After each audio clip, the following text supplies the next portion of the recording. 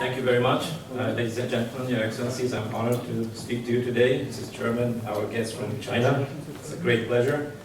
My name is Hussein Askary. As Stefan said, I'm the Southwest Asia coordinator for the Schiller-Institute. I've worked on this region, which people usually call the Middle East. It's the wrong term. It's called Southwest Asia. If you include Afghanistan, it's West Asia without Afghanistan.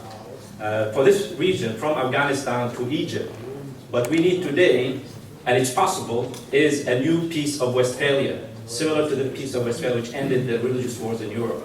But to get that, we need what Mr. Lyndon LaRouche called the four-power agreement, that the United States, China, Russia, and India get together, and of course the EU and Europe should back it up, to end this whole great game of geopolitics, which has destroyed many, many countries. Now, people say I'm too optimistic. But for me, working in this region where there are always wars, civil wars, disasters, I have to be optimistic to stay alive and keep my mind clear to discuss the solutions. I'm the author of this report, co-author of the report called Extending the Silk Road to West Asia and Africa. It's available there. It's on how the Belt and Road will affect West Asia and Africa, but how Europe and the United States can participate in that project. It's not simply a Chinese project. As Helga mentioned, Mr. Lyndon LaRouche and the Schiller-Institute have been involved in promoting the idea of peace through economic development for Southwest Asia. This is the Oasis Plan, which Mr. LaRouche already in 1975 presented, because you cannot have political peace by signing some political paper. It has to be backed with economic development, exchanges between the nations involved, and to, as they say in the Peace of Westphalia, to forget and forgive, but also to realize that their future existence and the existence of their coming generations depends on them working together. So, and ironically, this region is very, very important. It's the most important strategically, geographically. It's the crossroads of the continents, as Mr. LaRouche called it in Abu Dhabi in 2002. It has huge human resources, natural resources, and geographical location, which makes it optimal for economic development. The Schiller-Institute has already presented a plan for reconstruction of Syria called Operation Phoenix, but it's also connected to the idea of connecting the different countries of the region and the new Silk Road. We have also produced a plan for the reconstruction of Yemen and connecting it to the Belt and Road. Yemen, as you see, it's on the intersection of the maritime Silk Road and the belt, the economic belt of the Silk Road. And Yemen has fantastic geographical location, a massive young population, and resources to make that possible. China was involved before this war in developing Yemen, but everything was stopped when the Saudi war on Yemen was started. This is a cover of our plan for Yemen. It's already authorized by the Yemen Investment Authority. You can find it on their web page. On the first page, they have both English and Arabic versions, so there's a lot of support for this, especially the aspect of uniting the Yemeni nation, which is threatened now by being split into not only 2, but maybe 6 sectarian and tribal regions. So our plan is to unify Yemen and give its people prosperity. But all that in connection with the China policy, as Professor Tang said, this is in 2016 when President Xi Jinping, in January 2016, he not only visited Egypt, he visited also Saudi Arabia and Iran, who are on opposite sides of the so-called sectarian war going on. But the idea is that you have to treat every nation equal. You don't have proxy nations who power. They should be treated as independent nations who can work together.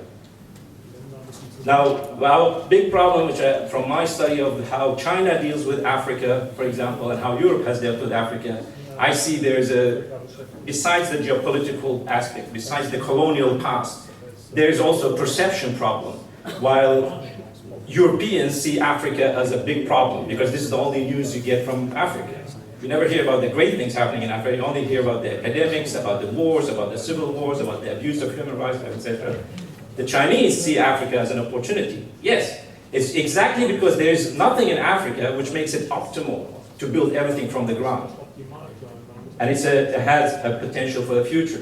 Europeans say we have to help Africa China says no, we have to empower Africa because Africa does have the human and natural resources. They lack the tools of progress, of industrialization. We provide them the tools, they can stand on their own feet. Completely different aspect. And that's the reason we have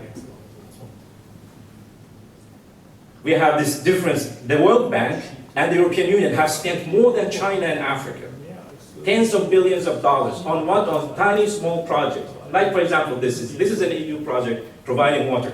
And the funny thing, it says providing European know-how and technology. Did you see any know-how in Berlin? That woman standing in Berlin pumping water, this is the European know-how you have in Berlin? That's not European know-how. This is for Africans. And that's the problem. With this kind of small projects, you pretend to help, but what you are doing is you are making poverty permanent. It's called sustainable poverty. Those people will continue to go to this well all their life. Their daughters, instead of going to school, they have to come and pump water. That's not what you do. You do it the Chinese way. The same way China developed, by mega projects in water, infrastructure, transport, power. Like the gentleman said, we have to focus on education and healthcare. Since when education and healthcare are not part of economic development? They're an integral part of economic development. You cannot have modern schools and healthcare and hospitals without electricity. You can't have modern healthcare and education without transport. You cannot have modern healthcare and education without clean water and industrial basis to support all that, to produce the goods that you need to build these things with. So China managed to figure out what is the problem with Africa. So they said there are three bottlenecks of development in Africa. One is shortage of capital, very capital poor, which the Chinese are helping with, but very focused on infrastructure development.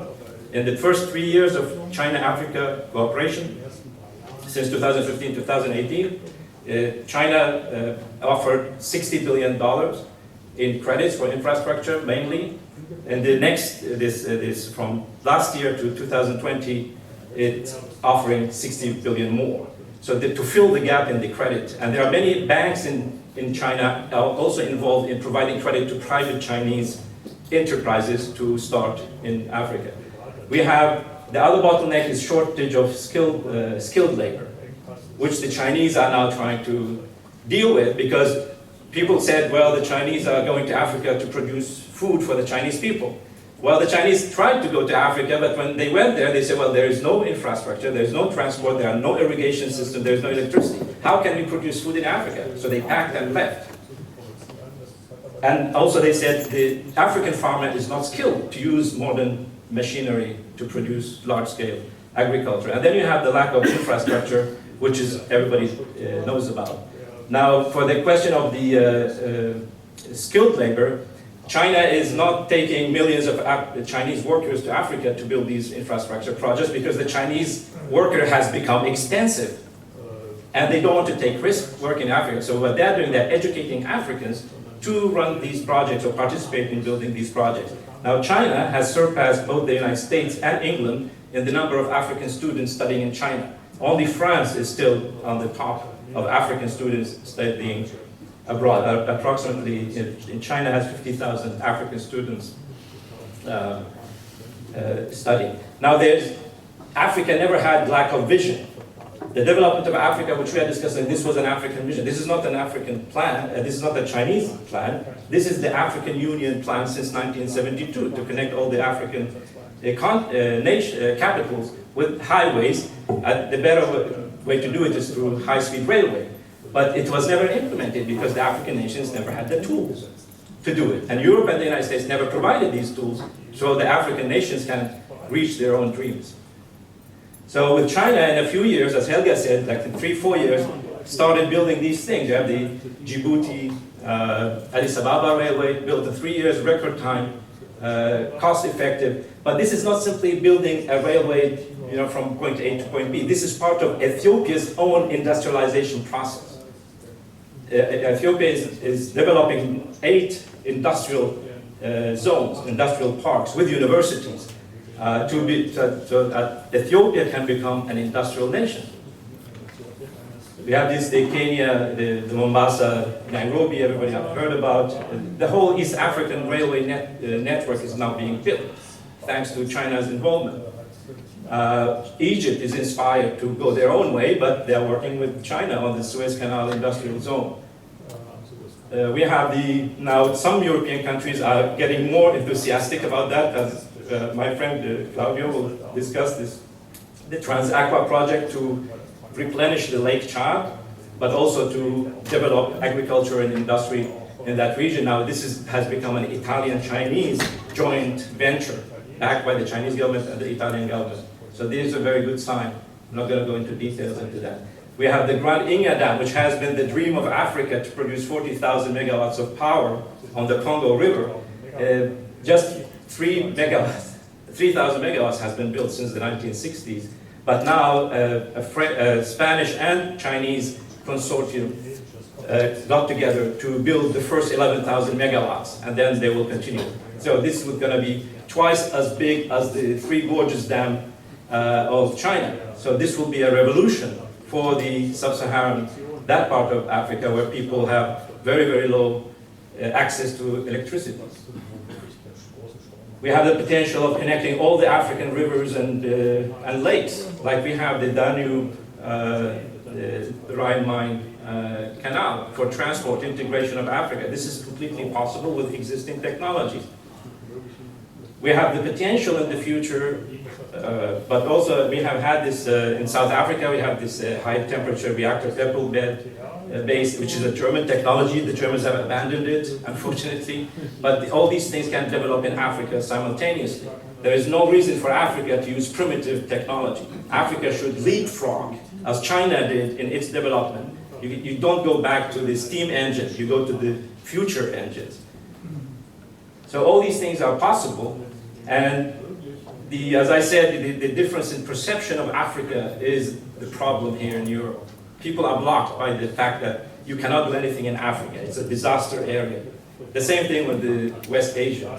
But you have to look at this with the eyes of the future, because, and the African nations, as Helga said, they are now competing to become like China.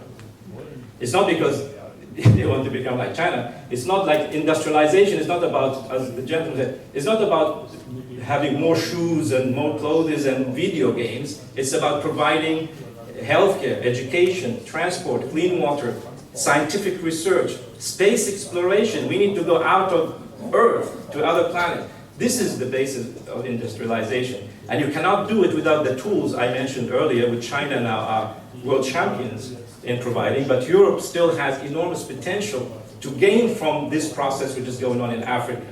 We have huge technological capabilities, industrial capabilities, which are dying right now in Europe, as Helga explained. But this is how you have to see the situation. Africa is going to be like 2.9 billion. Both West Asia and Africa will add 50% of the world population. And this is going to be a young population. The average age is below 23 of an African. Today, German average person is 49 years. If you don't change that. In Africa today, the average person is about 19 years old. But in the future, by 2050, you'll have 2.9 billion Africans if this process of development continues. You will have almost 3 billion people below the age of 23, which is an enormous potential, an enormous market. This is how China sees Africa. And Europe needs to see Africa in that light. So we can transform it from what it is today to this other. And this is not my idea. I just put it, I asked a friend to put the night lights on Africa. If all the African 2063 vision are implemented, what will happen by nighttime? If we look at Africa from space at that time, if Africa manages to build, this is how it will look like. So it's not me imposing that vision on Africa. I encourage it, but this is how Africans really want to have it. So with all the problems we have to keep our eyes on the future and work from that perspective. Thank you very much.